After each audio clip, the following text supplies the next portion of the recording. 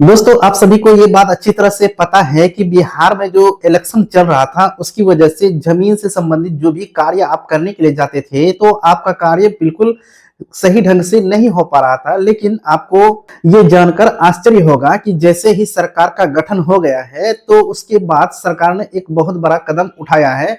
बिहार में भूमि से संबंधित सुधार के लिए, यानी कि आम रैयतों के लिए एक बहुत बड़ी खुशखबरी लेकर के सरकार आ चुकी है। आज के इस वीडियो में हम आप लोगों को उस नया अपडेट के बारे में जानकारी देंगे, जो कि आम रैयतों को काफी उससे मदद मिलने वाली है। आम रैयत जो एक जगह से दूसरी जगह अपना दस्तावेज लेकर के घूमते हैं और उनको सही जानकारी प्राप्त नहीं हो पाती है, तो उसके लिए सरकार ने एक ऐसी सुविधा लॉन्च की है। उस सुविधा के अगर आप लाभ ले पाते हैं, तो आपका कोई भी समस्या का मतलब जो है समाधान आप अपने स्तर पर ही कर पाएंगे। तो आज के इस वीडियो में हम इन सभी बातों पर विस्तार से चर्चा करने वाले हैं। और आप सबसे एक छोटी सी रिक्वेस्ट है कि यदि आप इस YouTube चैनल पर पहली बार वीडियो देख रहे हैं, तो सबसे पहले आप इस YouTube चैनल को सब्सक्राइब करके बेल के आइकन को दबा करके नोटिफिकेशन को ऑन कर लीजिए और अपने दोस्तों में ज्यादा से ज्यादा शेयर करें। तो चलिए बिना देरी किए वीडियो को हम लोग शुरू कर लेते हैं।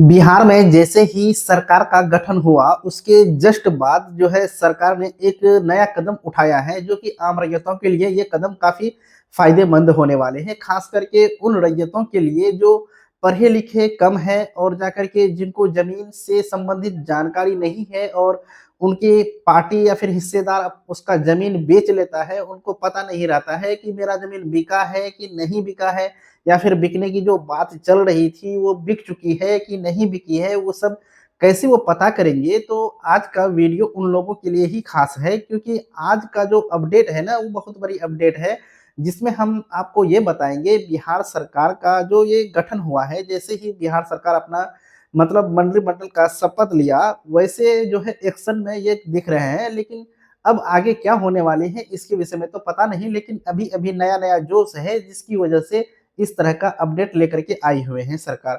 तो देखिए, सबसे बड़ी समस्या जो लोगों में रहती है आज के समय में, वो ये है कि लोग अपना जमीन का ब्यौरा देखने के लिए कंप्यूटर वाले के पास जाते हैं और उनसे कहते हैं कि भैया, मेरा फला खाता फला खेसरा है, और जाकर के हमको जो है उसका खतियान निकालना है, या फिर उसको देखना है कि वो किसके नाम से है, या फिर वो जमीन कोई बेचा है कि नहीं बेचा है। इन सभी बातों को लेकर के आम जनता में ये दुविधा बनी हुई रहती है।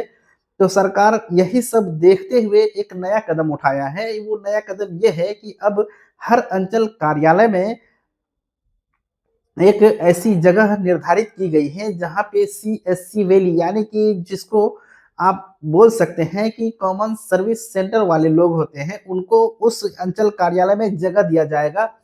और जाकर के आप अगर उस सीएससी वैली के पास जाएँगे और अपनी जो भी प्रॉब्लम है उनको आप बताएँगे, तो वो ऑनलाइन वहाँ से चेक करके आपको बिल्कुल ऑथेंटिक जानकारी देंगे। तो उनके लिए कुछ चार्ज आपको देना होगा, जो कि आपको अंचल कार्यालय में ही सारा काम हो जाएगा। साथ ही साथ आप ये समझिए कि अभी जो है आज के समय में 2 दिन का जो है प्रशिक्षण दिया जा रहा है सीएससी वैली का। मतलब जिन लोगों को ये मतलब ऑफर मिला है सरकार के द्वारा, यानी कि जिस सीएससी सेंटर वाले को ये मतलब काम सौंपा गया है, उनको जो है पटना के शास्त्री नगर में 2 दिवसीय प्रशिक्षण दिया गया है। वो प्रशिक्षण इस तरह से दिया गया है कि उसको किस मामले में किस तरह की साइट पे जाकर के किस तरह से उसको चेक करना होता है। साथ ही साथ अगर कोई मामला फँसता है, तो उसको किस तरह से ऑनलाइन उसका अप्लाई करना होता है, और जाकर के वो आगे की प्रक्रिया आगे जब करेंगे अंचल अधिकारी या फिर अंचल का आपका जो मतलब जो है कर्मचारी आपके मौजा का, वो जो करेंगे, तो सीएससी वैली जो है वो अपना स्तर से जो ऑनलाइन उनको मिला है सुविधा, उस सुविधा के अनुसार वो करेंगे। फिर वो आपका आ जाएगा कर्मचारी के पास, उसके बाद सीओ के पास। तो इस तरह से पूरा कार्य का मतलब जो है निष्पादन किया जाना है बिहार में। और अभी के समय में पटना के शास्त्री नगर में ये 2 दिवसीय प्रशिक्षण का कार्य हो चुका है। अब यहाँ पे मामला फँस जाती है कि बहुत सारा अंचल बिहार में 537 अंचल है, जिसमें कि सीएससी वैली को वहाँ पे कार्य करना होता है। लेकिन बिहार के इन 537 अंचल में से प्रत्येक अंचल में जो सीएससी वैली को रखा जाएगा, तो प्रत्येक अंचल के सीओ जो हैं वो अभी तक ये रिपोर्ट नहीं भेजा है बिहार सरकार के पास कि हमारे यहाँ सीएससी वैली बैठने के लिए जगह है या नहीं है। अगर नहीं है तो उनके लिए मतलब वो व्यवस्था करनी चाहिए। तो अब मामला आकर के फँस चुका है यहाँ सीएससी सेंटर को लेकर के कि वो अंचल के किस स्थान पर खोला जाएगा, उसका रिपोर्ट जो सीओ को भेजने के लिए कहा था, सीओ अभी तक नहीं भेजा है। कुछ-कुछ इलाके में सीओ अपना रिपोर्ट जो है सौंप दिया है, लेकिन बहुत सारा इलाका ऐसा है, जहाँ पे अभी तक कोई रिपोर्ट नहीं भेजा है।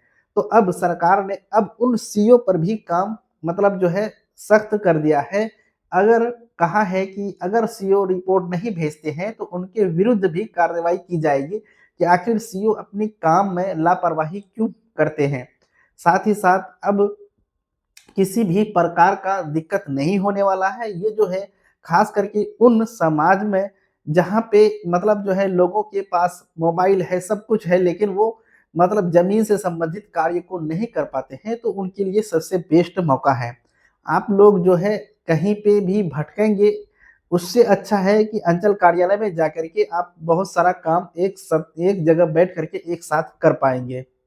तो ये बिहार सरकार का एक मतलब बोलिए कि सत्ता ग्रहण करने के बाद की सबसे बड़ी अपडेट जो है, यही अपडेट है कि सीएससी आईडी वाले जितने भी लोग हैं और जिनको कि प्रशिक्षण दे दिया है और जिनको कि अभी अंचल कार्यालय में जगह नहीं मिल रहा है, उनको जगह दिलाने के लिए आपके अंचल में जो सीईओ है, उनके ऊपर अब नकेल कसा जा रहा है। नकेल इसलिए कसा जा रहा है क्योंकि अब वो जो है उनको जगह नहीं मुहैया करा पा रहा है, जिसकी वजह से आम जनता को परेशानी हो रही है। लेकिन परेशानी की अब कोई चिंता नहीं है, लेकिन ये है कि थोड़ा-सा लेट होगा लेकिन हो जाएगा।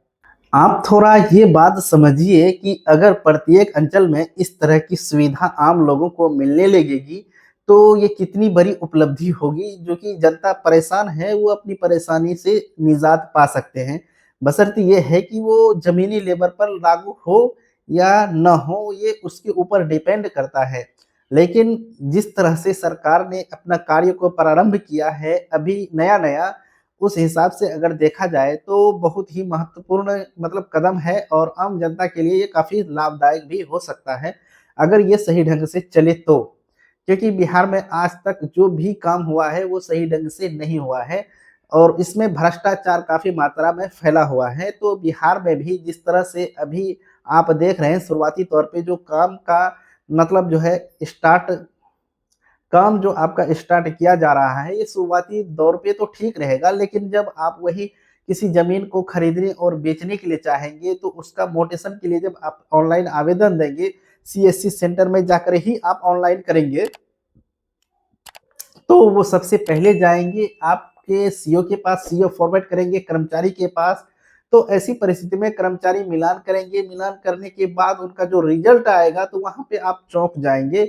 वहाँ ही यानी कि उसी जगह सबसे बड़ी समस्या आती है कि कर्मचारी को वहाँ पे आपको घूस देना पड़ता है, तभी वो जो है काम आगे बढ़ पाता है। अगर आप कर्मचारी को घूस नहीं देते हैं, तो आपके जो कर्मचारी हैं वो किसी न किसी रूप में उसमें खामियाँ निकाल करके तुरंत सीईओ को फॉरवर्ड कर देता है कि जो आवेदन आया है इसका मिलान रजिस्टर 2 से नहीं हो पा रहा है, जिसकी वजह से इसको अस्वीकृत कर दिया जाता है।